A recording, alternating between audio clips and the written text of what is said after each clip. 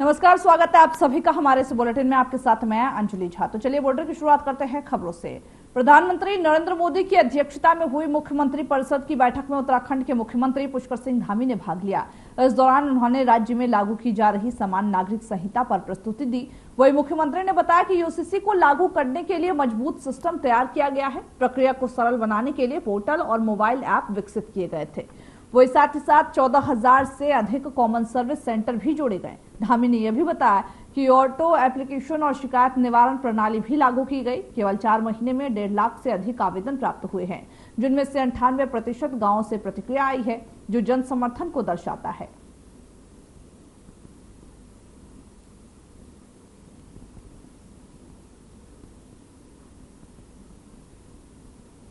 वही सिख धर्म की आस्था के प्रमुख केंद्र और पवित्र तीर्थ स्थल श्री हेमकुंड साहिब जी के कपाट रविवार को विधि विधान के साथ खोल दिए गए। इससे श्रद्धालु काफी उत्साहित नजर आए। वह इस मौके पर जहां मुख्यमंत्री पुष्कर सिंह धामी ने सोशल मीडिया के एक्स पर एक पोस्ट शेयर किया और लिखा, श्री हेमकुंड साहिब जी के कपाट खुलते ही प्रकृति और आस्था का अद्भुत संगम देखने को मिला। यह मनोरम दृश्य मन को शांति और आत्मा को श्रद्धा से भर देता है।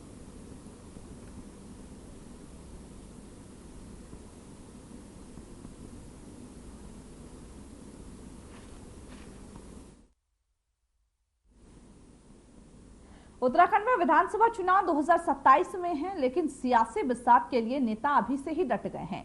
इन विधानसभा चुनाव के मद्देनजर पूर्व मुख्यमंत्री और कांग्रेस नेता हरीश रावत ने ऐलान किया कि वे आगामी विधानसभा चुनाव नहीं लड़ेंगे, बल्कि वे एक प्रचारक की भूमिका में नजर आएंगे। इस फैसले को लेकर हरीश रावत ने क्या कुछ कहा, सुनिए। मैंने जब चुनाव न लड़ने का फैसला किया विधानसभा का और चुनाव लड़ाया, कांग्रेस सत्ता में आई। 2007 हो, 2007 हो, किसी न किसी तरीके से सत्ता में आने की स्थिति में थे, लेकिन हमारी पार्टी ने कहा कि जनभावना भाजपा के पक्ष में है, हम जोड़ तोड़ से सरकार नहीं बनाएंगे। उस समय कांग्रेस का यही सिद्धांत था। आज तो देश में जोड़ तोड़ की नहीं, तोड़ तोड़ करके ही सरकारें बनाई जा रही हैं। ये आज का दस्तूर है और मैंने इसलिए ये फैसला किया है कि 2027 में भाजपा को उखाड़ फेंकने के लिए मैं चुनाव नहीं लड़ूंगा, लड़ाऊंगा। लोगों को साथ लेकर के चलूंगा, समन्वय पैदा करूंगा और कैंपेन को लीड करने का काम करूंगा हर स्तर पर। और वो काम मैंने प्रारंभ कर दिया है। और जो मेरे मित्र मुझको सलाह दे रहे हैं कि मैं राजनीति से संन्यास लूं, एक बार यहाँ लोकतांत्रिक सरकार बन जाए, उत्तराखंडवादी सरकार बन जाए, उत्तराखंडियत की सोच को आगे बढ़ाने वाली सरकार बन जाए, उत्तराखंड की संस्कृति की रक्षक सरकार बन जाए, तो हरीश रावत जो है निश्चित तौर पर अपने उन दोस्तों को भी कृतार्थ करेगा और राजनीति से संन्यास लेकर के फिर सामाजिक कार्य प्रारंभ।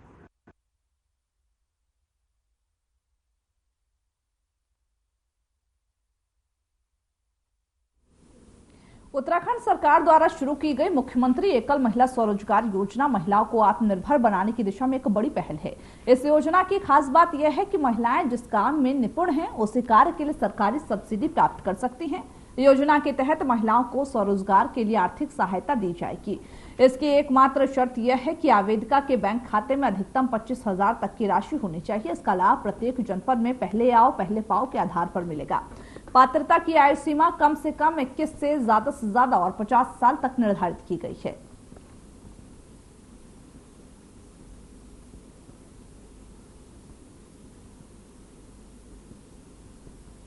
तो एकल महिलाओं को अब स्वरोजगार मिलेगा। देहरादून में ये जो ऐलान किया गया है, उत्तराखंड सरकार महिलाओं को सशक्त बनाने के लिए एक बड़ी पहल करते हुए नजर आए। तो वही नियमों का उल्लंघन करने वालों पर दून पुलिस सख्त हो चुकी है। एसएसपी देहरादून के निर्देशों पर गलत दिशा में वाहन चलाने वालों के खिलाफ पुलिस ने अभियान चलाया है, जहां पर यातायात नियमों का उल्लंघन करने वालों पर जहां 130 वाहन चालकों के विरुद्ध एमवी एक्ट में कार्रवाई की गई है। तो वही साथ ही दून पुलिस ने एक अभियान चलाया है, जिसमें जो लोग हैं जो ट्रैफिक के नियमों का उल्लंघन करते हैं, उनके चालान काटे गए हैं। एसएसपी देहरादून के निर्देशन पर यह कार्रवाई लगातार जारी है, ताकि यातायात के नियमों का पालन करने के लिए लोगों को जागरूक किया जा सके। सिख धर्म की आस्था के प्रमुख केंद्र और पवित्र तीर्थ स्थल श्री हेमकुंड साहिब जी के कपाट रविवार को विधि विधान के साथ श्रद्धालुओं के लिए खोल दिए गए। इसी के साथ श्री हेमकुंड साहिब की वार्षिक यात्रा का विधिवत शुभारंभ हो गया। बताते ये चले कि कपाट खुलने की प्रक्रिया के तहत शनिवार को गोविंद घाट गुरुद्वारे से पंच प्यारों की अगुवाई में सिख श्रद्धालुओं का पहला जत्था भारी पुलिस सुरक्षा और बैंड बाजों की धुन और पवित्र निशान साहिब के साथ हेमकुंड साहिब के लिए रवाना हुआ था। इस जत्थे ने रात्रि विश्राम घांगरिया गुरुद्वारे में किया। सुबह जत्था जयकारों के साथ हेमकुंड साहिब के लिए आगे बढ़ा। वही प्रातः शुभ मुहूर्त में श्री हेमकुंड साहिब के कपाट आम श्रद्धालुओं के लिए खोल दिए गए। सिख आस्था के इस प्रमुख स्थल के साथ ही हिंदुओं की आस्था के प्रतीक लोकपाल मंदिर, जिसको लक्ष्मण मंदिर के नाम से भी जाना जाता है, उसके कपाट विधि विधान के साथ श्रद्धालुओं के लिए खोल दिए गए। तो वही जनपद चमोली पुलिस द्वारा श्रद्धालुओं की सुरक्षा और सुगम यात्रा के लिए पुख्ता इंतजाम किए गए हैं। हेमकुंड साहिब यात्रा मार्ग के मुख्य पड़ावों पर विशेष रूप से एसडीआरएफ की टीमें तैनात की गई। वाहिगुरु जी का खालसा श्री वाहिगुरु जी की फतेह। ਅਸੀਂ 10 ਭਰਾ ਪਟਿਆਲੇ ਤੋਂ ਆਏ ਆ ਤੇ ਅੱਜ ਸ਼੍ਰੀ ਹੇਮਕੁੰਟ ਸਾਹਿਬ ਮੱਥਾ ਟੇਕਣ ਜਾ ਰਹੇ ਆ। ਪਰਮਾਤਮਾ ਨੂੰ ਅਰਦਾਸ ਕਰਦੇ ਆ ਵੀ ਸਾਡੀ ਯਾਤਰਾ ਜਿਹੜੀ ਸਫਲ ਰਹੇ ਤੇ ਮਨ ਦੇ ਵਿੱਚ ਬਹੁਤ ਸ਼ਰਧਾ ਤੇ ਬਹੁਤ ਚਾਅ ਬਹੁਤ ਸਾਹ ਹੈ ਮਹਾਰਾਜ ਦੇ ਦਰਸ਼ਨ ਕਰਨ ਤੇ ਸਾਰੇ ਭਰਾਵਾਂ ਦਾ ਪੂਰਾ ਹੌਸਲਾ ਹੈ। ਇਕੱਠੇ ਜਾਵਾਂਗੇ ਤੇ ਵਧੀਆ ਮਹਾਰਾਜ ਦੇ ਦਰਸ਼ਨ ਕਰਕੇ ਆਵਾਂਗੇ। बोले सो निहाल वाहिगुरु जी का खालसा वाहिगुरु जी की फतेह। मेरा नाम मोहकम सिंह है जी। ਅਸੀਂ ਸਾਰੇ ਗੁਰੂ ਸਾਹਿਬ ਦੀ ਕਿਰਪਾ ਸਦਕਾ, ਦਇਆ ਸਦਕਾ, ਤਰਸ ਸਦਕਾ, ਉਹਨਾਂ ਦੀ ਰਹਿਮਤ ਸਦਕਾ ਅੱਜ ਹੀ ਸ਼੍ਰੀ ਹੇਮਕੁੰਟ ਸਾਹਿਬ ਜੀ ਦੇ ਦਰਸ਼ਨ ਦੀਦਾਰੇ ਲਈ ਆਏ ਹਾਂ। ਵਾਹਿਗੁਰੂ ਜੀ ਕਿਰਪਾ ਕਰਦੇ ਨੇ ਸਾਰਿਆਂ ਸੰਗਤਾਂ ਲਈ।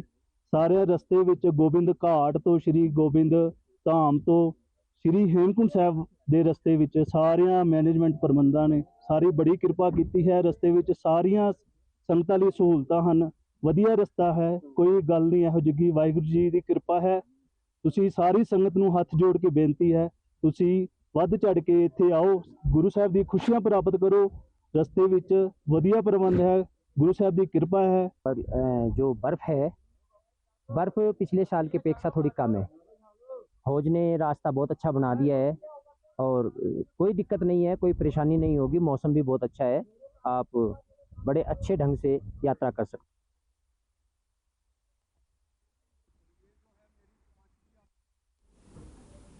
ओलंपिक पदक विजेता और पद्मश्री सम्मानित पहलवान योगेश्वर दत्त ऋषिकेश पहुंचे, जहां उन्होंने दी ग्रेट गंगा योग रिट्रीट कार्यक्रम में भाग लिया। इस दौरान उन्होंने प्रेस वार्ता में कहा कि वे उत्तराखंड में पहलवानों के प्रशिक्षण के लिए अपनी अकादमी के माध्यम से सहयोग करने को तैयार है। योगेश्वर दत्त ने यह भी कहा कि अगर हमें ओलंपिक 2036 में शानदार प्रदर्शन करना है तो अभी से तैयारी करनी होगी। उन्होंने पर्वतीय क्षेत्रों से भी खिलाड़ियों के उभरने की बात कही और राज्य सरकार से पहल की उम्मीद जताई है।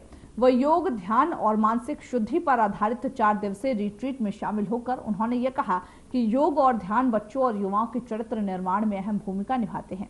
साथ ही उत्तराखंड के बच्चों से कुश्ती जैसे खेलों में बढ़ चढ़कर हिस्सा लेने की भी अपील की है।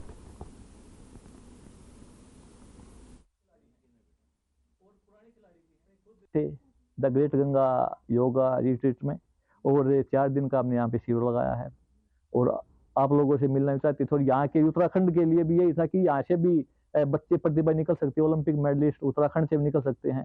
तो आपके माध्यम से उत्तराखंड सरकार से, उत्तराखंड के जो लोगों से मैं ये कहूँगा कि अपने बच्चों को खेल में डालिए, उनको बड़े सपने दिखाइए ओलंपिक चैंपियन, वर्ल्ड चैंपियन बनने के। 2036 ओलंपिक हिंदुस्तान में होंगे तो आपके बच्चे, क्या पता आपका भी कोई बच्चा यहाँ से ओलंपिक मेडल के पोडियम पे खड़ा हो, गोल्ड, ब्राउन या सिल्वर के लिए। और सबसे बड़ी बात है जब खिलाड़ी तिरंगा लेके मैदान में होता है तो उससे ज्यादा गर्व का पल किसी के लिए भी नहीं होता। पूरे देशवासी के लिए गर्व का पल होता है वो हमारे लिए।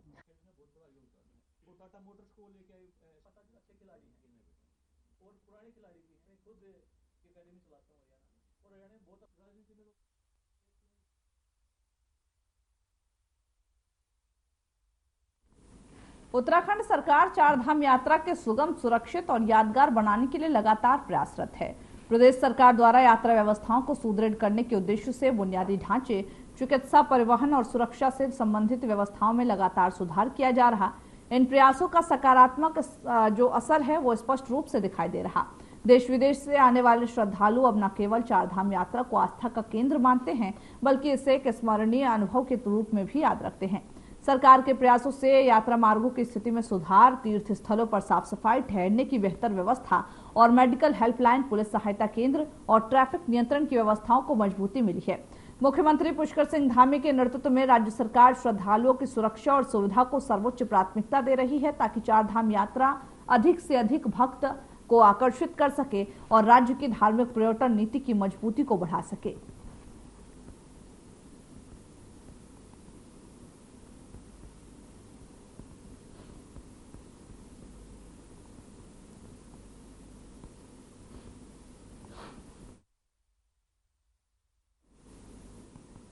वहीं हरिद्वार में चारधाम यात्रा के मद्देनजर शांति और सुरक्षा व्यवस्था को मजबूत करने के लिए हरिद्वार पुलिस ने बड़ा सत्यापन अभियान चलाया है, जहां एसएसपी प्रमेंद्र सिंह ने के निर्देश पर शहर से लेकर देहात तक के जो क्षेत्र हैं उसमें पुलिस टीमों ने गलियों, मोहल्ले और जो औद्योगिक एरिया है उसमें छानबीन की है। और साथ ही साथ आपको बता दें कि ऐसे में पुलिस किराएदारों, घरेलू नौकरों, होटल ढाबों में कार्यरत जो कर्मचारी है, फर ठेली वालों और संदिग्ध व्यक्तियों के दस्तावेज खंगाल रही है। रविवार को रिमझिम बारिश के बीच भी पुलिस की टीमें अलग अलग थानों में सक्रिय नजर आई। वहीं साथ ही बड़ी संख्या में जो श्रद्धालु है उनकी आवाजाही को देखते हुए पुलिस किसी प्रकार की कोई लापरवाही नहीं बरतना चाह रही। सिटी और देहात दोनों क्षेत्रों में यह सत्यापन अभियान जो है वो लगातार जारी है, जिससे असामाजिक तत्वों पर लगाम लगाई जा सके और यात्रा पूरी तरह से सुरक्षित और शांतिपूर्ण बना रहे।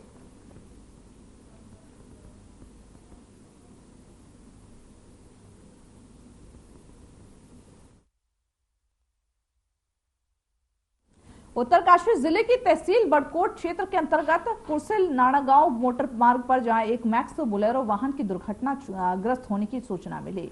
पुलिस फोर्स घटना स्थल पर रवाना हो चुकी थी। वही साथ ही जो थानाध्यक्ष हैं दीपक अठैत ने बताया है कि सुबह के समय लगभग 3 से 4 बजे संतोष बोलेरो से बड़कोट की ओर चला गया था, लेकिन आगे चलकर वाहन नगार के 1 किलोमीटर आगे जाकर सड़क से नीचे करीब 70 से 80 मीटर गिर गया, जिसमें वाहन चालक की मौके पर ही मौत हो गई। वही आवश्यक कार्रवाई की जा रही है। मौके पर पुलिस, एसडीआरएफ मौजूद है।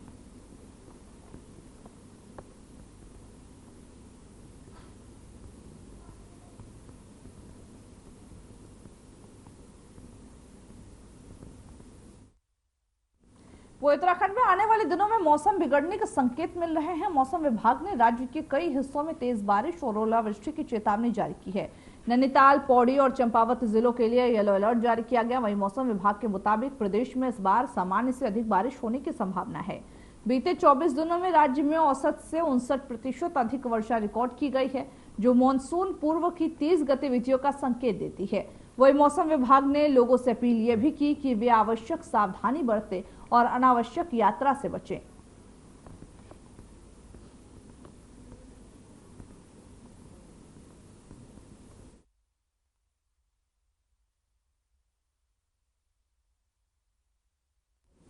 आया मानसून झूम के। जी हां, औसतन 1 हफ्ते पहले ही मानसून केरल में दस्तक दे चुका है। ये अपने तय समय 1 जून से लेकर के 8 दिन पहले ही केरल पहुंच चुका है। माना यह भी जा रहा है कि ये 16 साल में पहली बार जब मानसून इतनी जल्दी दस्तक दे रहा। भारत में मानसून ने इस बार सबको चौंकाते हुए 8 दिन पहले ही धमाकेदार एंट्री मार ली।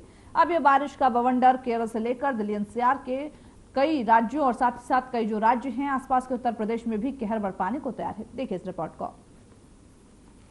मानसून ने इस बार सबको चौंकाते हुए 8 दिन पहले ही धमाकेदार एंट्री मार दी है। 24 मई 2025 को केरल के तटों पर मानसून ने दस्तक दी। इसके बाद बारिश का जोरदार खेल शुरू हो गया। भारतीय मौसम विभाग IMD ने बताया कि ये 16 साल में सबसे जल्दी मानसून की शुरुआत है। आमतौर पर 1 जून को आने वाला मानसून इस बार तेजी दिखाते हुए 24 मई को ही केरल पहुंच गया। अब से बारिश का बवंडर केरल से लेकर पूरे दिल्ली एनसीआर और उत्तर प्रदेश समेत उत्तर पूर्वी राज्यों में कहर बरपाने को तैयार है, क्योंकि आमतौर पर आपने भी सुना होगा कि केरल में मानसून के आगमन की सामान्य तिथि 1 जून होती है, लेकिन इस बार केरल में मानसून की दस्तक कुछ दिन पहले ही शुरू हो गई। जबकि पिछली बार केरल में मानसून इतनी जल्दी 2009 और 2001 में आया था, जब ये 23 मई को राज्य में पहुंचा था। IMD ने मानसून के आगमन को देखते हुए केरल के कई जिलों के लिए रेड अलर्ट जारी किया है, जो अगले 24 घंटों में 20 सेंटीमीटर से अधिक बारिश का सामना कर सकते हैं। कुछ अन्य जिलों में ऑरेंज अलर्ट घोषित किया गया है, जहां 11 सेंटीमीटर से लेकर 20 सेंटीमीटर के बीच बारिश हो सकती है। आईएमडी ने 6 सेंटीमीटर से 11 सेंटीमीटर के बीच भारी बारिश की आशंका वाले क्षेत्रों के लिए येलो अलर्ट जारी किया है। तो वहीं दिल्ली एनसीआर में गरज के साथ बौछारें पड़ने का अनुमान जताया गया है। आईएमडी ने भविष्यवाणी कर दी है कि दिल्ली के आसमान आंशिक रूप से बादल छाए हुए दिखाई देंगे और आंधी के साथ बारिश की संभावना भी है। आईएमडी ने एक बयान में कहा कि दिल्ली और उसके आसपास के क्षेत्रों में गरज चमक के साथ आंशिक रूप से बादल छाए रहने की संभावना है। बारिश या गरज के साथ बौछारें पड़ने का भी अनुमान है। इससे पहले दिल्ली, नोएडा, गुरुग्राम और गाजियाबाद में आपने भयंकर तूफान जरूर देखा होगा। 70 किलोमीटर प्रति घंटे की रफ्तार से हवाएं चली थी और बारिश के साथ साथ ओलावृष्टि की तस्वीरें हम आपको दिखा रहे हैं। वैसे हकीकत तो ये है कि दिल्ली एनसीआर समेत पूरे उत्तर भारत का मौसम मानो आंख मिचौली खेल रहा है। भीषण गर्मी के साथ साथ मन चाहे जब मौसम सुहावना बन जाता है और मन चाहे जब कड़ी धूप। राजधानी के लोग पिछले काफी दिनों से भीषण गर्मी से जूझ रहे थे, लेकिन दिन में गर्मी जरूर महसूस हो रही है। पर जो तूफान आया था उससे कुछ तस्वीरें भी बिगड़ी। कई इलाकों में पत्ती गुल हुई तो जहां तहां पेड़ गिर गए, छप्परपोश मकान गिर गए। और ये तस्वीरें अब आपको मध्य प्रदेश के सागर की दिखा रहे हैं, जहां आंधी तूफान ने भारी तबाही तो मचाई ही। तूफान के कहर का ये वीडियो सामने आ रहा है, जिसमें कच्चे मकान की छप्पर के साथ 2 बच्चे तिनके की तरह उड़ते हुए दिखाई देते हैं। ये तस्वीरें देखिए। गनीमत ये रही कि दोनों बच्चे पूरी तरह से सुरक्षित हैं, लेकिन यहाँ 60 किलोमीटर प्रति घंटे की रफ्तार से हवाएं चलने के साथ साथ कहीं कहीं पर तेज बारिश भी हुई। यूपी में भी मौसम बिगड़ा और जगह जगह गर्मी से तो राहत मिली, लेकिन तूफान से हाल बेहाल हो गए। लखनऊ में विधानसभा की ये तस्वीरें अच्छी खासी बारिश की गवाह बनी। उधर मुंबई में भी फिलहाल ऑरेंज अलर्ट जारी है। बहुत भारी वर्षा का अनुमान है। दक्षिण कोंकण, गोवा तट के पास और पूर्व मध्य अरब सागर में एक निम्न दबाव का क्षेत्र बनता हुआ दिखाई देता है। इसके चलते आईएमडी ने कोंकण क्षेत्र में अत्यधिक भारी वर्षा का रेड अलर्ट जारी किया है। आईएमडी ने अपने बयान में कहा है कि रायगढ़ और रत्नागिरी जिले के लिए अत्यधिक भारी वर्षा की संभावना का पूर्वानुमान जताते हुए रेड अलर्ट जारी किया गया है, जबकि मुंबई, ठाणे, पालघर, सिंधुदुर्ग के साथ साथ पुणे और सतारा के लिए भारी बारिश, गरज और तेज हवाओं के साथ साथ ऑरेंज अलर्ट जारी किया गया है। आईएमडी ने मुंबई के लिए ऑरेंज अलर्ट जारी किया है, जिसमें भारी से बहुत भारी वर्षा, गरज के साथ छींटे पड़ने और अलग अलग स्थानों पर 50 से 60 किलोमीटर प्रति घंटे की गति से तेज हवाएं चलने की चेतावनी जारी की गई है। बात करें उत्तराखंड की, तो यहाँ भी भारी बारिश का अलर्ट जारी हुआ है। नैनीताल, पिथौरागढ़ में ऑरेंज अलर्ट जारी है, तो वहीं चारधाम यात्रियों से सावधान रहने की अपील की गई है कि वो मौसम पर अपडेट को लेकर ही यात्रा करें। यहाँ के पर्वतीय जिलों में तेज बारिश और तेज हवाओं की संभावना जताई गई, जबकि उत्तरकाशी, चमोली, रुद्रप्रयाग और बागेश्वर में येलो अलर्ट लागू है। मैदानी इलाकों में हल्की बारिश की संभावना है। और अब बात मानसून के जल्दी आने की कर लेते हैं। आमतौर पर सभी क्षेत्रों में इसे लेकर पॉजिटिविटी है, खासकर कृषि क्षेत्र में, जो कि भारत की ग्रामीण अर्थव्यवस्था की रीढ़ है। समय पर बारिश जब हो जाती है तो भूजल स्तर में सुधार हो ही जाता है, जलाशय भर जाते हैं और धान, दलहन, तिलहन, कपास और सब्जियों जैसी खरीफ फसलों की जल्द बुआई में भी मदद मिलती है। और ये सभी खाद्य सुरक्षा और ग्रामीण आय के लिए महत्वपूर्ण भी होते हैं। लेकिन मानसून की शुरुआत उत्साहजनक बताई जा रही है। हालांकि वास्तविक प्रभाव इसका क्या होगा, ये इस बात पर निर्भर करेगा कि आने वाले हफ्तों में देश भर में मानसून कितनी स्थिरता और एकरूपता से आगे बढ़ता है, क्योंकि मानसून का पूरे देश में एक समान प्रसार होना बहुत जरूरी है, ताकि देश का कृषि उत्पादन बढ़ सके, महंगाई नियंत्रित हो और आर्थिक विकास को बढ़ावा मिले। Bureau report, RNTV।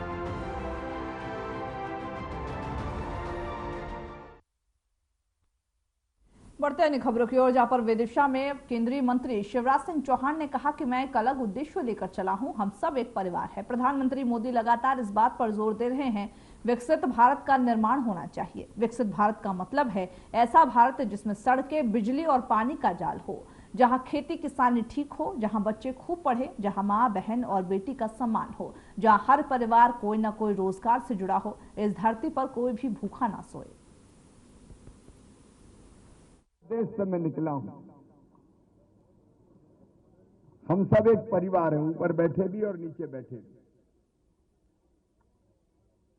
और आपने सुना होगा प्रधानमंत्री जी लगातार इस बात पर जोर दे रहे हैं कि विकसित भारत का निर्माण होना चाहिए, विकसित भारत। और विकसित भारत मतलब ऐसा भारत जहां सड़क, बिजली, पानी का जाल बिछाओ, जहां खेती उन्नत होती हो, जहां बच्चे ठीक से पढ़ते हो, जहां मां, बहन और बेटी का मान सम्मान और आदर होता हो, जहां हर एक परिवार कोई ना कोई रोजगार से जुड़ा हो, इस धरती पर कोई भूखा ना सोए, इलाज की बेहतर सुविधाएं, एक में उसके अनेकों पहलू हैं। एक वैभवशाली भारत, एक गौरवशाली भारत, एक शक्तिशाली भारत, एक समृद्ध भारत, विकसित भारत, समृद्ध किसान, महिला सशक्तिकरण, हर गरीब को। रविवार को एनडीए सीएम कॉन्क्लेव में 2 प्रस्ताव पारित किए गए। इनमें से एक ऑपरेशन सिंदूर से जुड़ा है, तो वहीं दूसरा प्रस्ताव जाति जनगणना के समर्थन का है। ऑपरेशन सिंदूर का प्रस्ताव राजस्थान के सीएम भजनलाल शर्मा ने रखा, वहीं और जो महाराष्ट्र के उप मुख्यमंत्री है एकनाथ शिंदे ने इसका समर्थन किया। जातिगत जनगणना का जो प्रस्ताव है वो हरियाणा के मुख्यमंत्री नायब सिंह सैनी ने रखा, जिसका समर्थन आंध्र प्रदेश के उप मुख्यमंत्री पवन कल्याण ने किया। बैठक के बाद केंद्रीय मंत्री और बीजेपी के राष्ट्रीय अध्यक्ष जेपी नड्डा ने इस पूरे मामले की जानकारी दी है। कॉन्क्लेव में 2 प्रस्ताव पारित हुए।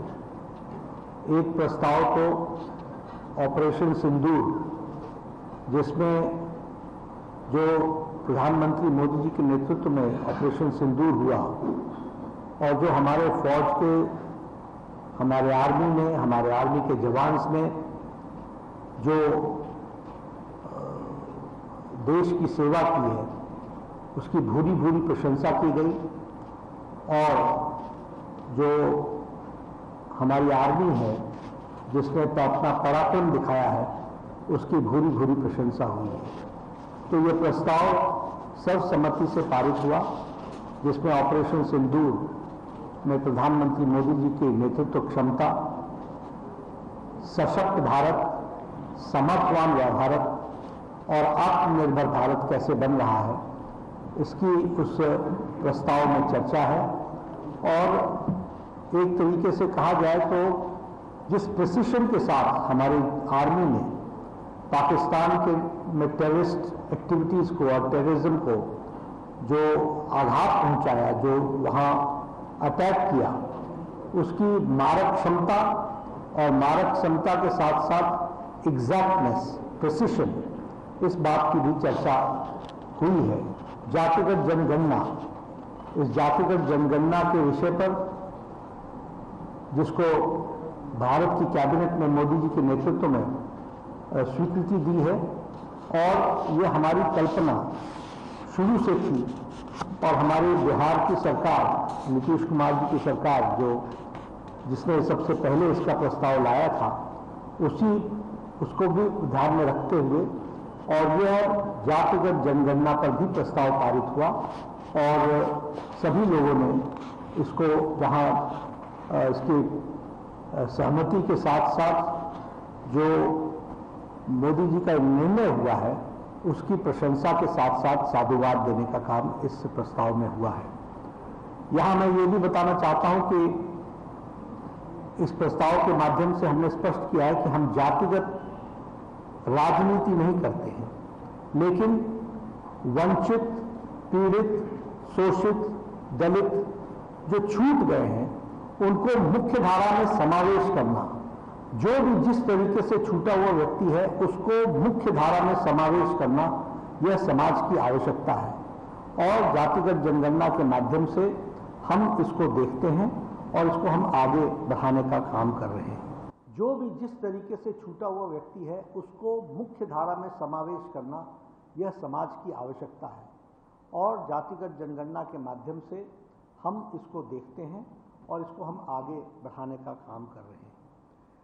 ऑपरेशन सिंदूर के बारे में आदरणीय प्रधानमंत्री जी ने जहां कहा कि ये सेना का शौर्य है, वहीं उन्होंने इस बात का भी बल दिया कि भारत को हमें तीव्र गति से विकसित भी बनाना है, सशक्त रखना है, सामर्थ्यवान बनाना है और इसके साथ साथ हमको आत्मनिर्भर भारत बनाना है।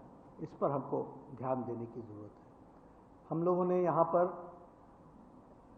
नक्सलाइट्स के खिलाफ जो मुहिम चल रही है उस पर भी चर्चा हुई और उस चर्चा में हमारे छत्तीसगढ़ के मुख्यमंत्री ने कैसे नक्सलिज्म पर हम लोगों ने लड़ाई लड़ी है और किस तरीके से हम सफलता पा रहे हैं और हमें सफलता मिल रही है, उसके बारे में विष्णुदेव साय जी ने, जो मुख्यमंत्री हैं छत्तीसगढ़ के, उन्होंने सबके सामने उस विषय को रखा।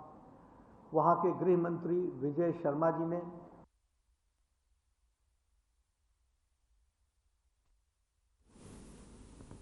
तो चलिए खबरों के हमारे इस बुलेटिन में बस इतना ही। मुझे दीजिए इजाजत। नमस्कार।